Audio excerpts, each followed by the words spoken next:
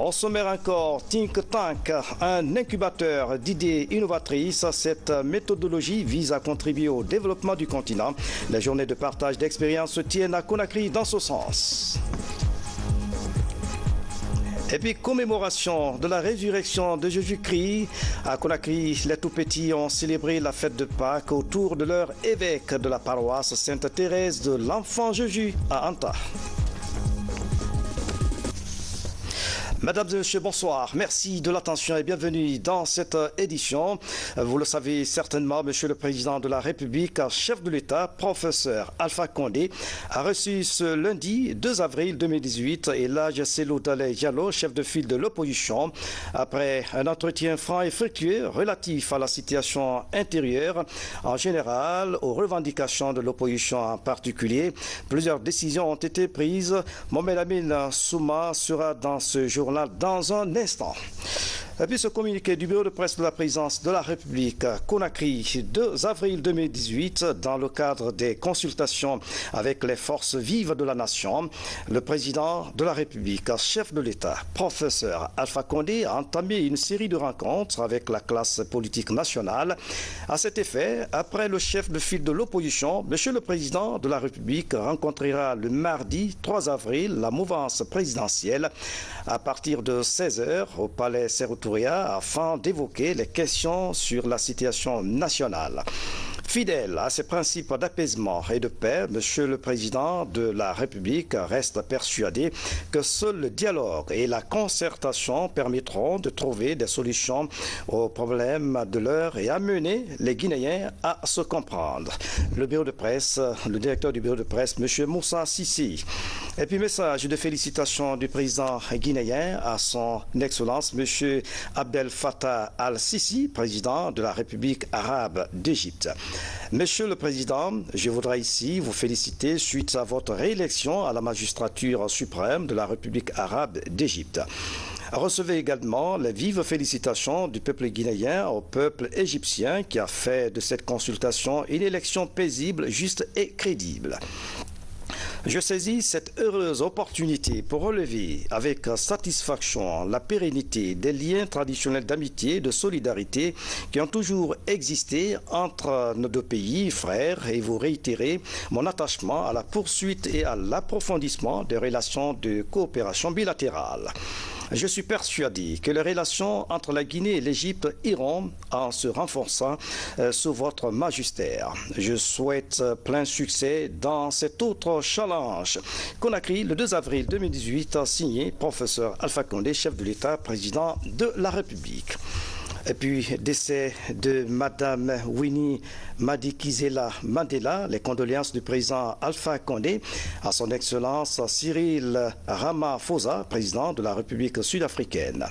Monsieur le Président et chers frères, c'est avec une très grande émotion que je viens d'apprendre la disparition ce lundi 2 avril 2018 de Madame Winnie Madikizela Mandela, figure emblématique de la lutte contre l'apartheid. Je vous adresse ainsi qu'à tous les proches de la défunte et à l'ensemble du peuple sud-africain mes condoléances émues. Le monde a perdu une grande dame et l'Afrique du Sud la plus illustre de ses enfants. Sa lutte contre le racisme, son dévouement à la cause de la paix lui ont apporté la reconnaissance unanime. Avocate de l'Afrique, de ses peuples, du développement et de la dignité du continent noir, elle restera l'une de ses plus grandes voix. Je vous prie d'agréer, Monsieur le Président, avec l'expression de la très vive sympathie du peuple guinéen, l'assurance de ma très haute considération. Conakry, le 2 avril 2018, professeur Alpha Condé, président de la République. Des efforts dans la reconstruction du réseau routier. La nationale Koya-Mamou a été réhabilitée à la satisfaction générale. Les usagers de la route apprécient la qualité des travaux de passage dans la région de Mamou. Notre reporter Ibrahima Keïta s'est intéressé à la route Mamou-Tamagali. Voici son constat. Améliorer le confort dans le transport terrestre, le gouvernement en fait depuis quelque temps son cheval de bataille. Il y a sous peu, la nationale numéro 1 Koya-Mamou via Kindia était un véritable casse-tête pour les usagers. Nous avons eu des petits soucis par rapport à l'impatience des usagers, par rapport à l'exécution des travaux parce qu'il n'y a pas de déviation possible. Les gens sont trop impatients et ça a causé un peu de petits problèmes de part et d'autre. Mais Dieu merci, aujourd'hui, nous sommes à la phase finale des travaux. Il ne reste qu'à faire ces petites corrections et à remettre aux ayants droit. Une vingtaine de kilomètres de bitume réalisés à la satisfaction générale des usagers, les faisant ainsi oublier le calvaire d'antan. Mais à quoi consistaient les travaux? Consistait à faire le revêtement par endroit de la couche de fondation, la couche de base et la couche de roulement, plus les accotements. Donc ce projet ici aujourd'hui est à la phase finale. Nous sommes en train de faire les petites corrections des réserves de la réception technique signalées dans le rapport avec la mission de contrôle. Déjà, certains riverains se disent satisfaits de la qualité des travaux. On a créé Mamou, c'est cyclable maintenant, parce que vous avez bien fait que c'est cyclable. Le travail est bien fait, nous sommes contents du travail. A rappeler que les travaux ont été financés par le budget national de développement, ce qui prouve la volonté du gouvernement de se tourner davantage vers le bien-être socio-économique des Guinéens.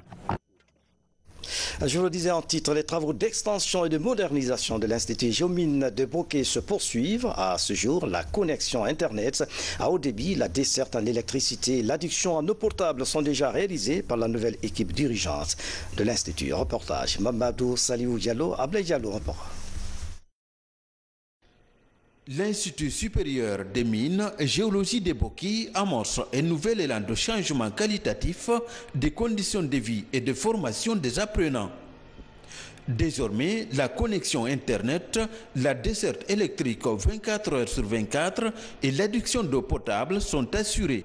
C'est le bilan de 100 jours de la nouvelle direction générale de l'Institut en collaboration avec le corps professoral. Le système, c'est un système hybride, donc il est alimenté à la fois par le panneau et par l'alimentation électrique publique. Donc une fois qu'il n'y a pas de soleil, évidemment les batteries sont chargées à partir du courant de l'alimentation. Et s'il n'y a pas de courant, les panneaux prennent les relèves. Alors donc c'est ce qui a permis non seulement au bloc administratif, mais au centre informatique, mais aussi à la scolarité d'avoir le courant permanemment 24 heures sur 24. Ces réalisations sont rendues possibles grâce au fonds alloué au fonctionnement de l'Institut par le budget national de développement. Améliorer les conditions de vie et de travail des étudiants est le principal objectif de la nouvelle équipe dirigeante. Et dès que nous sommes arrivés, nous avons pris la mesure de l'ampleur des tâches qui nous attendaient. Et nous avons constaté que les bases qui constituent l'excellence n'étaient pas réunies. Et donc, on s'est très rapidement mis à la tâche. On a rapidement réglé le problème de connexion Internet. Ce qui parle d'école d'excellence, parle de connexion, de courant. Donc, on a mis en place un système hybride panneau-voltaïque qui complète, si vous voulez, l'alimentation classique que nous avons en groupe électrogène. À l'Institut supérieur des mines et géologie de Bokeh, on s'emploie pour répondre à la vocation d'école d'excellence sous-régionale. Pour réussir ce pari, plusieurs projets d'infrastructures sont en phase d'exécution et de nouveaux partenariats sont noués avec des institutions nationales et internationales. Tout un challenge pour le département de l'enseignement supérieur. L'Institut supérieur des technologies de Mamou répond aux besoins de l'emploi. Il forme des cadres qui ne tardent pas à trouver du travail sur le marché. Cela grâce à la nouvelle vision des autorités. Baba Kouyaté fait le point. L'Institut supérieur des technologies de Mamou, IST, depuis quelques années, a changé de visage et enregistre des performances sur le plan national et continental. Créé en 2006, l'IST de Mamou forme des cadres supérieurs qui, selon les responsables, répondent aux besoins de l'emploi. Des filières comme technique de laboratoire, biomédicale, maintenance électronique ou encore informatique réseau sont enseignées pendant 4 ans. Il n'y a pas longtemps, il y a eu un concours sous-régional qui a regroupé 6 pays, dont la Guinée. il y avait 15 places offertes. La Guinée a pris 8 places et les 8 ingénieurs venaient de notre institution. Chaque promotion sortante est obligée dans son domaine de formation de faire des travaux pratiques ici avant de sortir. Bâti sur une superficie de 6 hectares, cet institut d'enseignement supérieur a mis sur le marché d'emploi plus de 3000 diplômés et compte à ce jour près de 1600 étudiants. Grâce aux dispositifs techniques installés, l'Institut a une autonomie en eau et en électricité et fabrique des panneaux de signalisation dans un pays où les accidents de la route sont légion. Je suis impressionné par ce qui se passe ici en termes de formation, en termes de filière, en termes d'utilisation des sortants de cet institut sur le marché de l'emploi. Donc il y a vraiment un espoir, parce que ici tous les jeunes qu'on voit sont vraiment motivés, ils sont déterminés parce qu'ils savent qu'au sortir d'ici ils vont avoir de l'emploi. Et c'est ce que nous souhaitons, que tous les jeunes puissent travailler pour ce pays, pour que nous puissions prospérer. La performance enregistrée par l'Institut encourage le gouvernement à moderniser davantage, d'où la construction de cet amphithéâtre de 420 places. Dans ce jeune institut, les responsables ambitionnent de renforcer la formation des formateurs pour relever les défis qui s'imposent. L'autre temps fort de cette édition, décrispation politique en Guinée, le président de la République, professeur Alpha Condé, s'est entretenu ce lundi au palais Sékou Touré avec le chef de file de l'opposition, Elhadji Cellou Dalein Diallo. Au terme de leur entretien, le président de l'UFDG se dit très satisfait de l'entretien qu'il a eu avec le chef de l'État, professeur Alpha Condé. Il annonce par la suite la suspension de la série de manifestations envisagées par l'opposition. Voici le compte-rendu signé de Mohamed Amin Souma.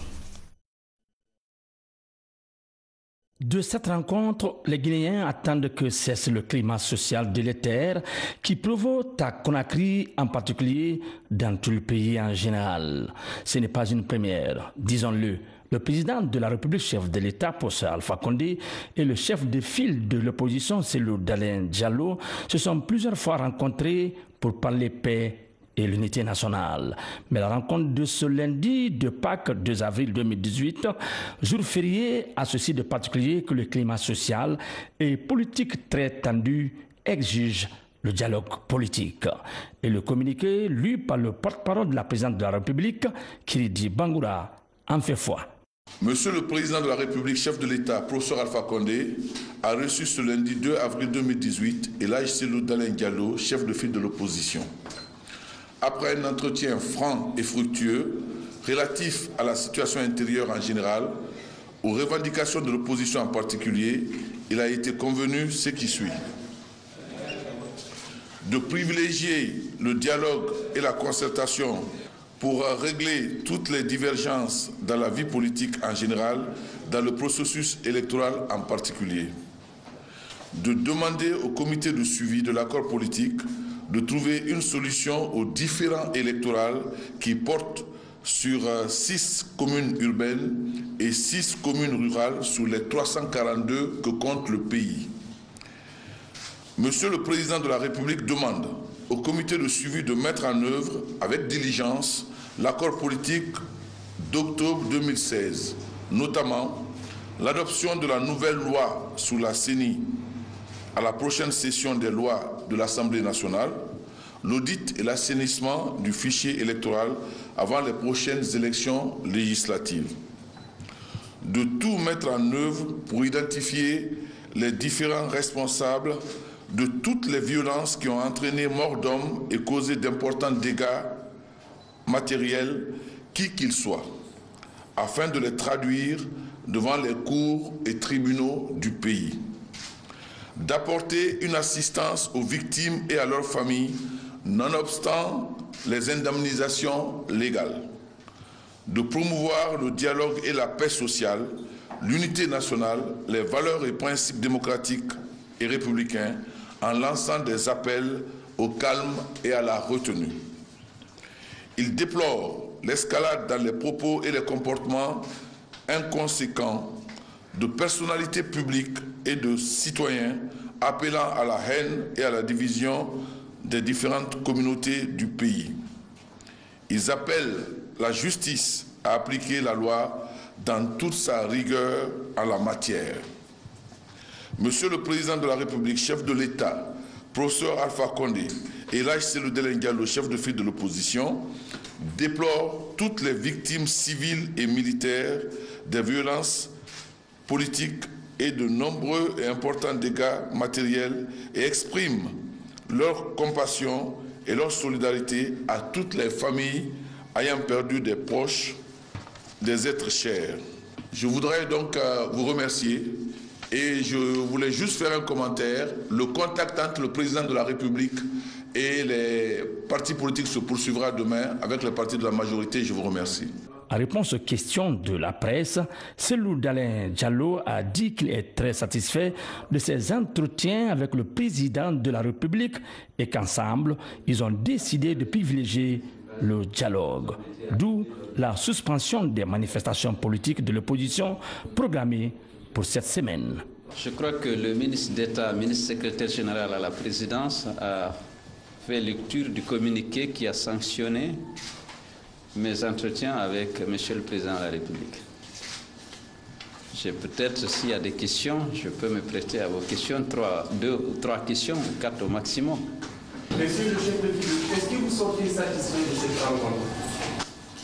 Oui, dans la mesure où on a eu une discussion longue et franche, j'ai pu librement exprimer mes préoccupations et défendre les revendications de l'opposition dans son ensemble. Et je pense que j'ai été entendu. Maintenant, on attend de voir l'application, quelle suite le comité de suivi va donner à la demande de M. le Président de la République en ce qui concerne les réclamations de l'opposition relatives aux élections locales qui viennent de se terminer, qui viennent d'avoir lieu le 4 février.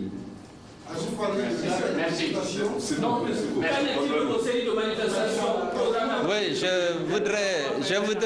je voudrais saisir cette tribune pour informer les militants et sympathisants de l'opposition que les manifestations prévues mardi, mercredi et les jours suivants sont suspendues jusqu'à ce que le comité de suivi puisse proposer la solution pour la publication des vrais résultats et la restitution des suffrages qui nous ont été enlevés lors de la centralisation. Pour l'instant, nous suspendons les manifestations jusqu'à ce qu'on voit quelle est la suite que le comité de suivi va réserver à la demande de M. le Président de la République. Le délai, c'est pour combien de temps? Le délai du comité de suivi, c'est pour combien de temps? On vous le dira. Écoutez, je n'ai pas... la demande vient d'être faite à l'instant. Le comité de suivi va se saisir du dossier et nous sommes déjà membres du comité de suivi et nous allons exposer nos griefs et les pièces à conviction qui les soutiennent au niveau du comité de suivi.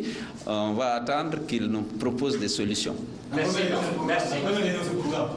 Là, je ne sais pas, le comité de suivi vient d'être saisi lui-même de la demande du président de la République. Je pense qu'il va diligenter compte tenu de l'urgence qui s'attache à la résolution de ce problème épineux. Non, pas décembre. Je pense que nous sommes dans un processus électoral.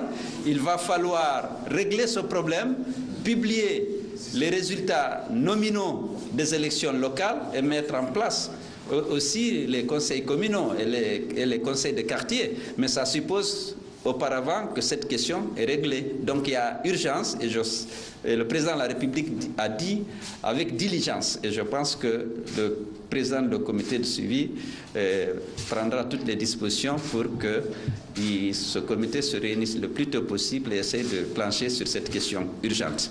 Dès lors, tous les regards sont portés sur le comité de suivi de l'accord politique qui doit trouver une solution durable à la crise politique liée aux contentieux électoraux du 4 février 2018 en Guinée. Et puis, à cet effet, après le chef de file de l'opposition, Monsieur le Président de la République rencontrera le mardi 3 avril la mouvance présidentielle à partir de 16h au Palais Sékou Touré afin d'évoquer les questions sur la situation nationale. Fidèle à ses principes d'apaisement et de paix, Monsieur le Président de la République reste persuadé que seul le dialogue et la concertation permettront de trouver des solutions aux problèmes de l'heure et amener les Guinéens à se comprendre. La méthodologie think tank, une approche pour influencer les politiques de développement au sein des États. En Guinée, le processus est lancé depuis 2016. Ses promoteurs comptent participer activement au développement de notre pays. Des journées de formation et de partage d'expériences ont été organisées à cet effet à Conakry. Mamadou Alpha Baldi, reportage. Lancé il y a 2 ans en Guinée, le concept think tank est mal connu du grand public. Pourtant, il constitue une plateforme de proposition dans la formulation des politiques cohérentes de développement durable. La méthodologie d'intervention des think tanks fait d'eux des laboratoires d'idées permettant d'orienter les politiques de développement selon les réalités des États. Alors, ça nous a permis de lancer le débat sur un certain nombre d'éléments en Guinée, notamment la question de suivi et évaluation des politiques publiques en Guinée. Et nous avons dans ce sens même réalisé une étude très intéressante alors, sur la pratique du suivi et de l'évaluation dans l'administration publique. Nous avons également ce qu'on appelle aussi un policy brief, c'est des notes d'orientation. Donc dans nos débats, dans nos ateliers, nous produisons alors des notes d'orientation pour aider à la prise de décision. Au cours de ces 3 jours d'échange, il sera question de partager les expériences avec d'autres think tanks de la sous-région. Dans le domaine agricole par exemple, la Guinée peut encore beaucoup s'inspirer. Tout le monde parlait de scandale effectivement géologique et aujourd'hui pourquoi pas un scandale agricole parce qu'effectivement il y a des richesses, il y a une opportunité que la nature a offert à la Guinée. Et il faudrait aujourd'hui arriver avec les fils de la Guinée, mais aussi les fils de l'Afrique, à réfléchir pour aller travailler avec le monde, mais que nos politiques soient effectivement basées sur des évidences. Quand vous voyez aujourd'hui les pays développés, que ce soit les États-Unis ou ailleurs dans le monde, ils ne prennent aucune décision sans se référer à la science.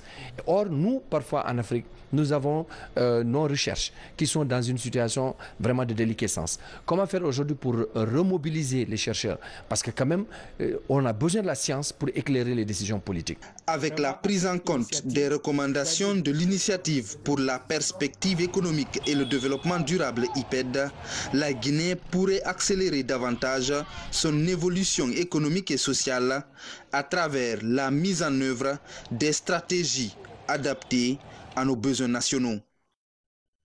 Et puis l'émission Univers de femmes a clôturé hier à l'hôtel de l'Indépendance à Conakry, la journée internationale de la femme. L'événement a mobilisé des foules et une occasion mise à profit pour inviter les femmes de Guinée à s'impliquer dans la consolidation du tissu social et la préservation de la paix au Motoré reportage.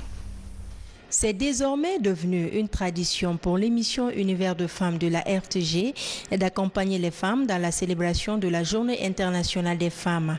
Pour accompagner le thème des Nations Unies, l'autonomisation de la jeune fille et de la femme dans les zones rurales, l'émission Univers de femmes a rendu un vibrant hommage aux femmes qui évoluent dans le système financier, assurance et de la microfinance. Notre association, c'est l'association des femmes à la base pour le développement communautaire. Au jour d'aujourd'hui, nous avons eu à faire 6 comités de crédit pour les 2 ans et demi. Nous avons eu plus de 860 femmes qui ont contacté de crédit chez nous et qui ont remboursé. Dans son discours de circonstance, la réalisatrice de l'émission Univers de femmes a mis un accent particulier sur le combat pour l'émancipation de la femme. L'émission Univers de femmes, depuis sa création, a fait connaître beaucoup de femmes à travers les portraits, interviews, magazines et reportages. Un échange d'idées qui permet aux femmes de s'impliquer dans les activités créatrices de revenus. L'émission Univers de femmes a été plusieurs fois délocalisée à l'intérieur et à l'extérieur du pays. 8 mars, des journées internationales des femmes. Moi je dis, tous les jours, c'est la journée mondiale de la femme. Première debout, dernière couchée. Celle qui m'a dorloté, celle qui m'a mise au monde, celle qui a élevé le ministre, le directeur, celle-là, sa journée est célébrée tous les jours, à chaque heure, à chaque seconde.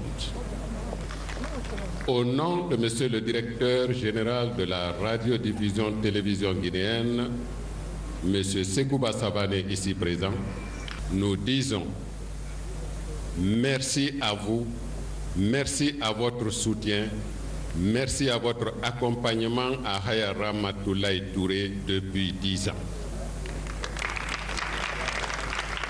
La ministre des Affaires sociales, de la promotion féminine et de l'enfance a exhorté les femmes à continuer à préserver la paix dans le pays, une tâche qui nous incombe. Le mois de la femme, sinon la journée internationale de la femme, est une occasion qui s'offre au gouvernement, au système des Nations Unies, à tous les partenaires techniques et financiers pour réaffirmer leur engagement pour la cause de la gente féminine. C'est une occasion belle alors où ils peuvent crier haut et fort « Vive les femmes ». Pour finir en beauté, le mois de mars, mois de la femme, la réalisatrice de l'émission a offert des cadeaux symboliques aux hommes qui sont nés le 8 mars et qui ont beaucoup œuvré pour soutenir cette émission. La fête de Pâques à Conakry, les tout-petits étaient ce matin à la paroisse Sainte-Thérèse de l'Enfant Jésus dans le quartier Anta. Cette retrouvaille des enfants est une opportunité d'offrir un enseignement religieux, mais aussi inviter les enfants à promouvoir la concorde sociale. C'est une initiative de l'Église de Guinée. Valérie Talimanet, reportage. La célébration de la fête de Pâques avec les enfants est une initiative de l'archevêque de Conakry, Vincent Koulibaly. Depuis 2006, l'Église de Guinée, à travers sa commission diocésaine pour l'enfance missionnaire, organise cette grande retrouvaille des enfants venus des différentes paroisses de la capitale. Cette année, la Pâques des enfants connaît une dimension plus large, celle d'amener les enfants à cultiver l'union et l'amour du prochain, afin de préparer leur avenir pour le bonheur de la nation. Je souhaiterais vraiment que les enfants grandissent avec ça dans le cœur. Ainsi, ils construiront une Guinée plus belle, une Guinée où il n'y a pas de discrimination. Non, ça, c'est pas ce que Jésus a demandé. Donc, je voudrais que les enfants grandissent en ouvrant leur cœur et leurs bras à toute personne, pour accueillir toute personne et travailler avec toute personne. La Pâques pour les enfants est un privilège d'apprentissage pour les tout-petits. Elle permet à cette couche juvénile de cerner les Saintes Écritures et de vivre une messe célébrée suivant son niveau de compréhension. Nous avons prié pour les enfants qui souffrent et les pays en guerre. C'est tout simplement pour prier pour eux, pour que la guerre cesse et que les malades et que les gens qui sont malades qui se rétablissent. Les personnes qui n'ont pas à manger, que le Seigneur leur donne la grâce et la prospérité, qu'ils puissent manger au moins et avoir où dormir. Je suis fière d'être là à Sainte-Thérèse de l'Enfant Jésus. Je remercie Monseigneur Vincent Koulibaly. Je remercie aussi les encadreurs. À la fin de la messe, des goûters sont individuellement distribués aux enfants. La pratique consiste à égayer davantage l'assemblée des enfants. Une action qui répond à la volonté de la Bible qui recommande le partage. La fête de Pâques célébrée dans la banlieue de Conakry, tout comme sur les îles de Los. Partout, la paix et l'unité nationale ont ponctué les différentes messes. Les responsables religieux invitent les Guinéens à promouvoir la paix et la cohésion sociale. C'est une compilation de Bernard Tanguino. Au port artisanal de Boulbinet, l'embarcation pour l'île de Fotoba. De nombreux insulaires et autres invités vont fêter Pâques sur l'île qui abrite l'une des premières églises anglicanes du pays. Une heure de traversée pour célébrer la résurrection du Christ sur la terre des ancêtres. C'est la ville natale de ma grand-mère, donc c'est avec elle qu'on a commencé à venir ici, donc elle nous a habitués. Maintenant, chaque année, on vient ici avec la famille. On a bien jeûné, donc on vient fêter la fête du Pâques dans la famille Soyer et toute la famille des îles de l'Os. À Fotoba, l'église Saint-Jean le Divin accueille tous les fidèles venus de toutes les îles de l'Os. Par des cantiques, la résurrection du Christ est magnifiée. Le sermon du jour met l'accent sur le rôle des gouvernants et des gouvernés pour la consolidation de la paix. Que ce que nous disons soit conforme à la parole de Dieu. Il ne s'agit pas seulement de réclamer ses droits, mais il faut s'acquitter aussi ses devoirs. C'est ce message particulier que nous devrions lancer, nous voulons lancer aux fidèles en ce jour de résurrection. Autre lieu de célébration pascale, les églises catholiques de la banlieue de Conakry. À la paroisse Saint-Kizito du kilomètre 36, la fête de Pâques est mise à profit pour prêcher pour la paix et l'unité nationale, notamment en ce moment de climat sociopolitique mouvementé pour notre pays. Aujourd'hui encore, beaucoup souffrent, beaucoup n'ont rien. Chez nous, ici en Guinée, les manifestations de rue continuent de paralyser la quiétude sociale et le développement. Et pourtant, on ne construit pas un pays dans la rue, mais seul un dialogue franc, constructif, sans démagogie et une co-responsabilité patriote peut nous aider à construire une Guinée prospère dans le concert des nations. Même ambiance à la paroisse Saint-Charles Luanga de Sonfonia.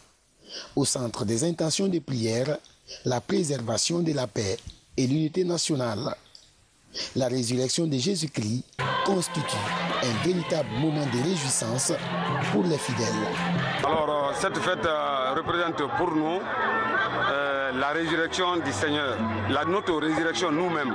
Parce que Jésus a dépassé la mort par la vie.